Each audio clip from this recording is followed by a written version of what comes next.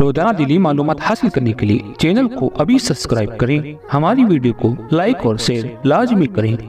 اللہ کریم کئی جگہوں پر ارشاد فرماتا ہے ان اللہ لا يحب الظالمین، اللہ تعالیٰ ظالموں کو ہرگز پسند نہیں فرماتا۔ میرے عزیزو، گناہ بھی ظلم ہے، جیسے کہ قرآن میں اللہ نے فرمایا وَلَوْ أَنَّهُمْ إِذْ ظَلَمُوا أَنفُسَهُمْ، جب لوگ اپنی جانوں پر ظلم کر لیں تو اے محبوب آپ کے دربار پہ آئیں۔ یہ جو آیت ہے، ظلم کا مطلب کیا ہے؟ انسان جب گناہ کرتا ہے تو وہ اپنے آپ پر ظلم کرتا ہے۔ ظلم کی بہت ساری شاخیں ہیں اور ظالموں کو اللہ پسند نہیں فرماتا، چاہے وہ اپنے اوپر ظلم کیا ہو یا کسی نہتے پر ظلم کیا ہو۔ آج دنیا میں جو حالات ہم دیکھ رہے ہیں، ظالموں کا ظلم عروج کو پہنچا ہوا ہے، اور قرآن پاک میں رب تعالیٰ نے ظالموں کی نشانیاں بھی بیان کی، ایسا نہیں کہ یہ پہلی مرتبہ ہوا ہے۔ اللہ تعالیٰ فرماتا ہے وَكَم مِّن قَرْيَةٍ أَهْلَكْنَاهَا، کتنی بستیاں ایسی ہیں جن کو ہم نے ہلاک کر دیا۔ رب تبارک و تعالیٰ نے ان کو ختم کر دیا کیونکہ وہ ظالم تھے۔ ظالموں کی بستیاں جو ہلاک ہوئیں، قرآن پاک میں 3 مثالیں آپ کو بتاتا ہوں۔ ایک نوح علیہ السلام کی امت اور ان کی آبادی، دوسری حضرت لوط علیہ السلام کی قوم، تیسری حضرت صالح علیہ السلام کی قوم۔ یہ تینوں قومیں ایسی ہیں، گناہ میں تو تھی لیکن غرور بہت زیادہ تھا، گھمنڈ بہت زیادہ تھا۔ آج کے دور میں اگر کسی کے پاس پیٹروٹ میزائل ہیں اور بم بارود کی طاقت رکھتا ہے، نیوکلیئر پاور ہے، تو وہ یہ سمجھتا ہے مجھے کوئی شکست نہیں دے سکتا۔ یہ ہر دور میں ظالموں کا خواب رہا ہے، ہر دور میں ظالم اسی طرح کی فکر رکھتے ہیں۔ نوح علیہ السلام کی قوم بہت مضبوط قوم سمجھی جاتی تھی۔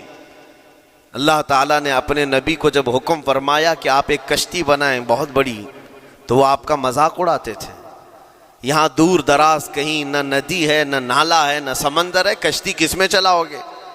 اللہ کے نبی کو پتا تھا کہ عذاب آنے والا ہے، اور اپنے ایمان والوں کو آپ ڈرا بھی رہے تھے، لیکن کفار و مشرکین غرور و تکبر میں ایسے تھے، یہاں تک کہ نوح علیہ السلام نے اپنے بیٹے کو بلا کر کہا، جو کافر تھا، کہا میرے ساتھ آ جا، یا بنی ارکم معنا ولا تکن مع الکافرین، بیٹا ہمارے ساتھ آ جا، کافروں کے ساتھ مت جا۔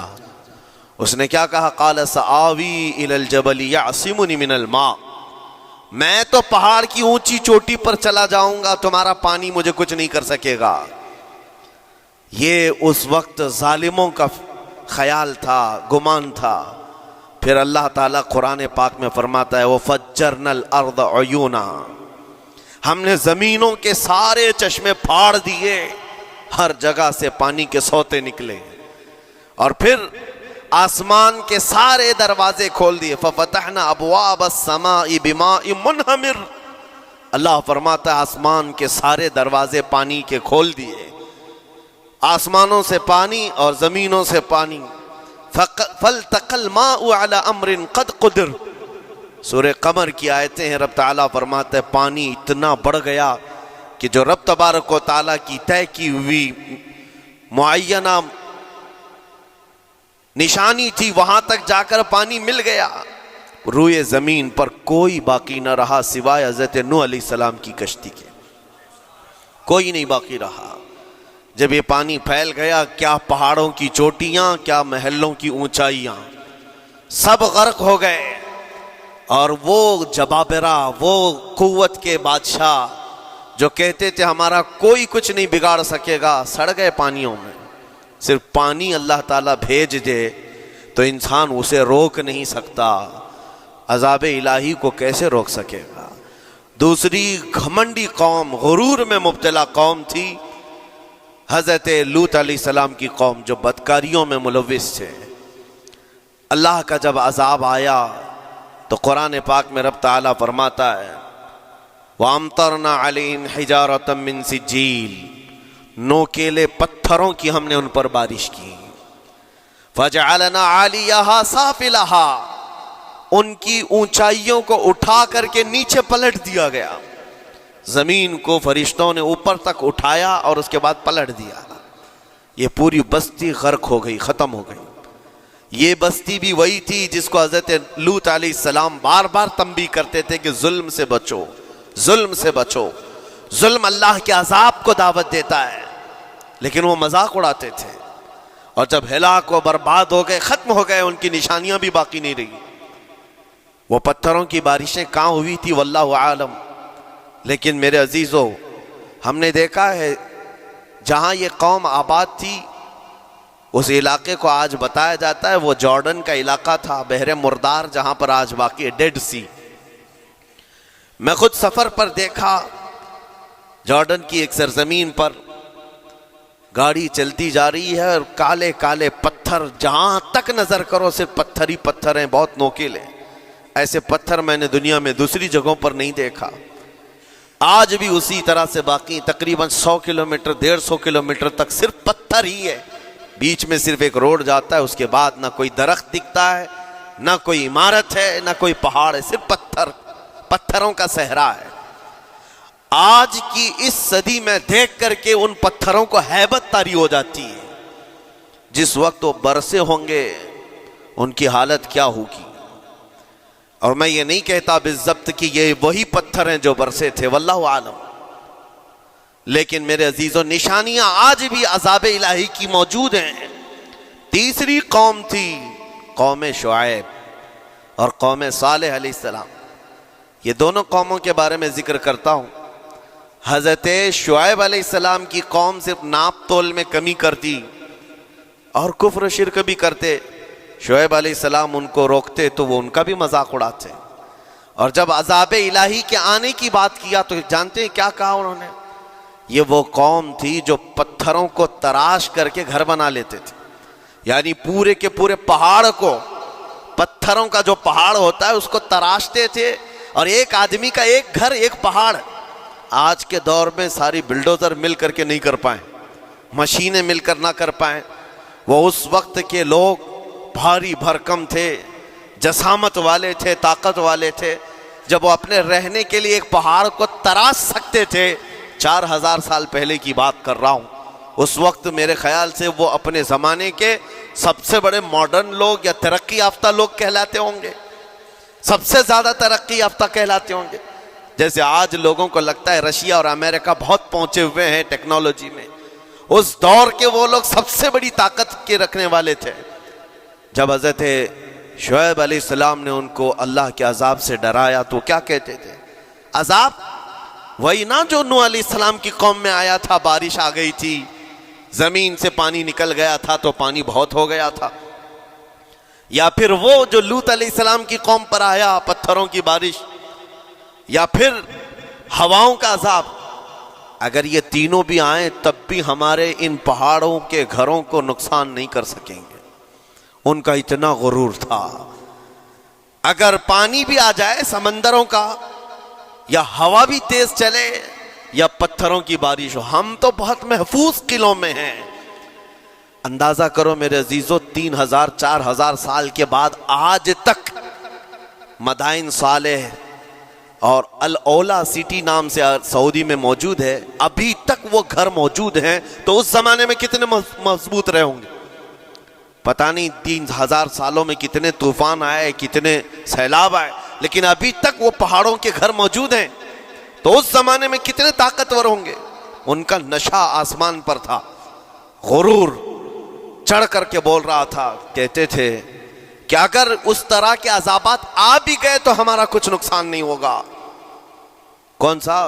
نوح علیہ السلام کی قوم کا عذاب آ جائے، لوط علیہ السلام کی قوم کا عذاب آ جائے، یا پھر شعیب علیہ السلام کی قوم کا عذاب آ جائے. یہ صالح علیہ السلام کی قوم کی بات کر رہا ہوں. تو پھر ہوا کیا؟ اللہ کے نبیوں نے انہیں ڈرایا اللہ کے عذاب سے. باز آ جاؤ، اللہ وحدہ لا شریک کی طرف جھک جاؤ. وہ اکڑ تھی، غرور تھا کہ نبیوں کا مذاق کرتے.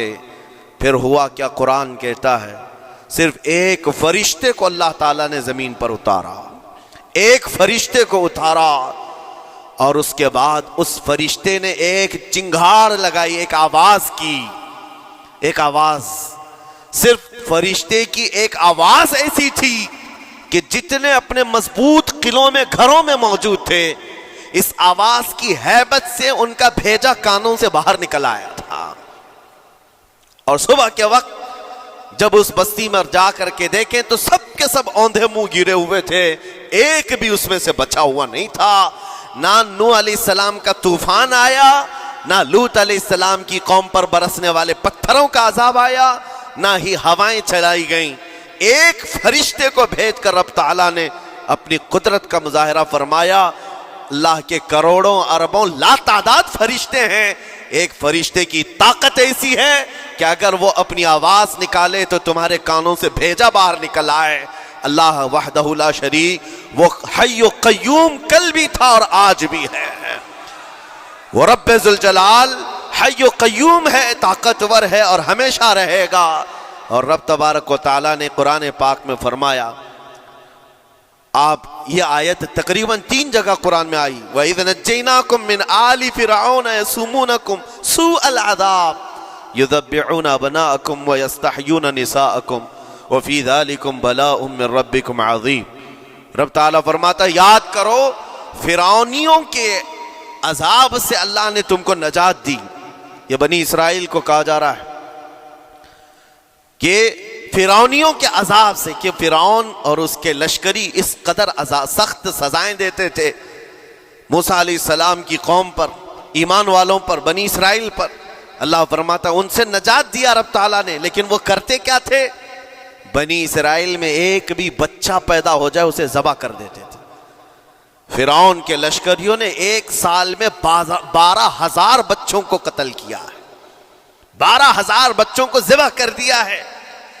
آج کے اسرائیلی اگر یہ بچوں پر ظلم کرتے ہیں تو یہ تعجب کی بات نہیں ہے، فرعون کی سرشت میں داخل تھا اور یہ فرعونی ہیں، وقت کے جبابرہ ہیں، وقت کے ظالم ہیں۔ 12,000 بچوں کو قتل کر دیا تھا فرعون اور اس کے لشکریوں نے، اور عورتوں کو زندہ چھوڑ دیتے تھے۔ قرآن میں اللہ تعالیٰ نے فرمایا 3 جگہ آئی آیت، لیکن اس کے ساتھ رب تعالیٰ یہ بھی فرماتا ہے یہ سخت ترین سزائیں دیتے تھے فرعونی، اللہ نے ان سے تم کو نجات دیا، لیکن یہ سزائیں کیوں دیتے تھے، یہ عذاب کیوں تھا؟ وَفِي ذَلِكُمْ بَلَاءٌ مِّن رَبِّكُمْ عَظِيمٌ، یہ ہے فرمان اللہ کا۔ یہاں میں یہ ٹکڑا اگر بیان کر دوں تو آج آپ کے دلوں کے اندر ایک یقین پیدا ہو جائے گا آج کے حالات کے مطابق فرعونیوں کا اس قدر سخت عذاب کیوں تھا۔